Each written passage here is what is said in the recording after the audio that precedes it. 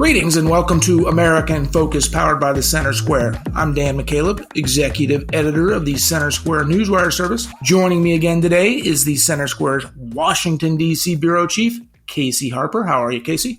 Doing good, Dan. How are you? I am doing great, thank you. We are recording this on Friday, August 25th. Casey, former President Donald Trump surrendered Thursday to federal authorities in Georgia, where he faces charges he tried to overturn the 2020 election results in the state. Trump had his mugshot taken, the first president to ever have done so, and boy, was the mainstream media in a tizzy about it. If you've been anywhere near a computer on your phone watching TV, you couldn't miss the former president's scowl, head leaned down a bit, staring directly at the camera. What do you think? Yeah, I mean, this is unprecedented. This is historic. I mean, this is the kind of thing that you have to imagine that picture will be in a textbook. You know, I mean, that's the kind of thing we're living through here. This is a former U.S. president being arrested and a mugshot taken. That's going to be up there with some of the most memorable images of American history one day, I think, at least for this century. So it's unprecedented. And clearly from Trump's perspective, they are leaning heavily into this, trying to make Trump a martyr. They immediately sent out, pictures of his mugshot to raise money. They changed DonaldJTrump.com has the mugshot on it. And actually, this is pretty amazing, Dan. Trump actually posted on Twitter for the first time since he was basically booted off related to, the January 6th stuff. His last tweet, it was January 8th, 2021. And he says, "To all those who asked, I will not be going to the inauguration on January 20th. So because of his contesting of the election and what happened on January 6th, 2 days later, he's basically booted from Twitter. And then when he was probably going to be allowed back on by Musk, he didn't take him up on that. But late last night, which would be Thursday, he posted a picture of the mugshot, and it just says election interference, never surrender, DonaldJTrump.com. So he's leaning heavily into this. I think him going back on Twitter is actually a really big deal for the election cycle. But Trump faces almost 100 charges in 4 states, Florida, New York, Washington, D.C., and now Georgia. Some of those charges are related to his alleged work to overturn the 2020 election. Some are related to his alleged payments to adult film star Stormy Daniels, and then some are related to his handling of classified documents, right? So these are kind of unrelated, different things. They're all coming in at once. It means that Trump is going to spend a lot of this campaign season in the courtroom, meeting with lawyers, and it could, believe it or not, Dan, mean that the Republican frontrunner for president could end up behind bars even before Election Day, or interestingly enough, possibly after. We don't know what'll happen then. If his case delays after the election and he is able to win, what would end up happening? Can he pardon himself? I think he will certainly try, very likely, and then that'll kick off its own legal battle.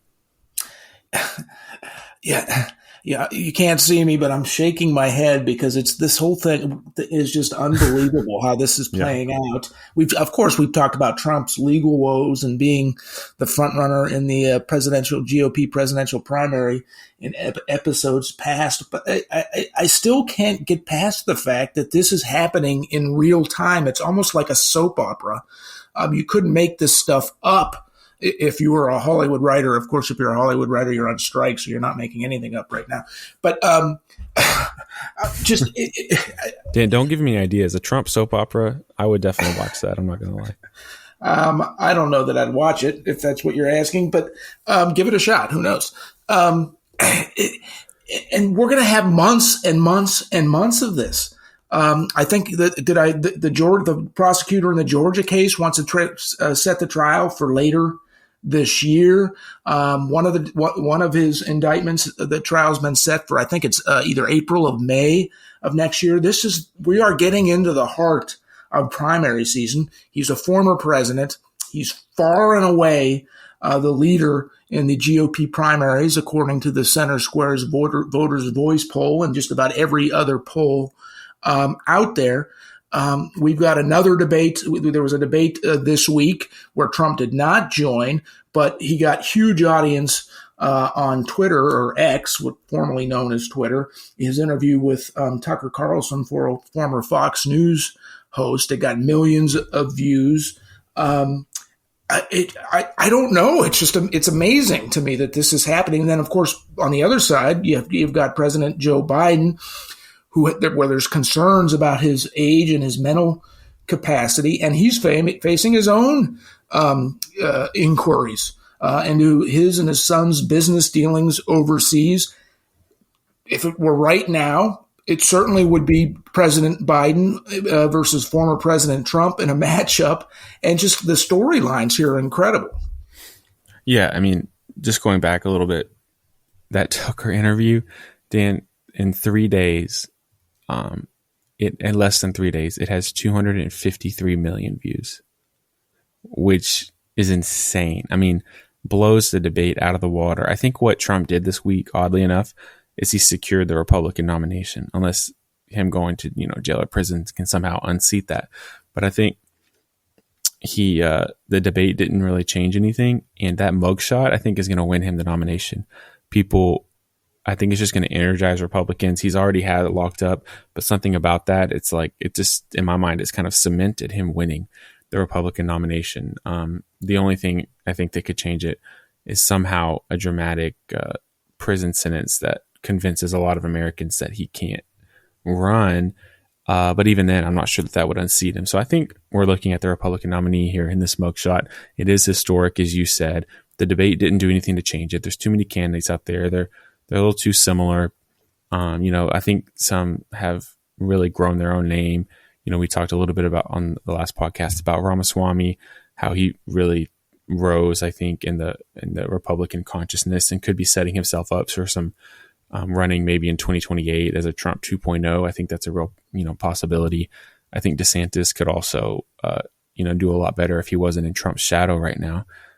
So there are interesting things happening down the road for the Republican Party as far as some of these candidates. I mean, I think Nikki Haley, former ambassador, did pretty well at the debate, actually, and she's a little bit more of a moderate option. I think Nikki Haley actually could beat Biden in a general election, but she's only polling at 4% in our Center Square Voters' Voices poll.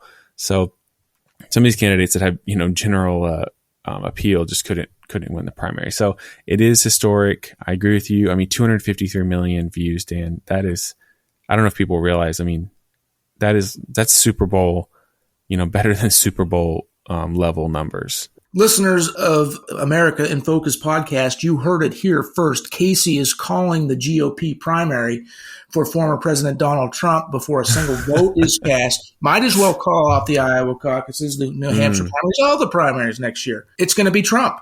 Dan, that's why the people listen, because of my insight and analysis. I can see into the future. All right. We'll pull this clip in a year. And I'll ask for a formal apology. Well, I'll tell you what, let's have a producer Cole McNeely of America's Talking set this aside. Let's bring it back up in a year. A year from now, the Republican convention, which is in Milwaukee, where the first debate was, will be over. The Democratic convention, the Democratic convention, which will be in Chicago, will be over. So, Cole, please put that on your calendar. Let's bring this segment back out after the conventions. We are out of time. Listeners can keep up with all of these ongoing stories at thecentersquare.com. For Casey Harper, I'm Dan McCaleb. Please subscribe. Thank you for listening.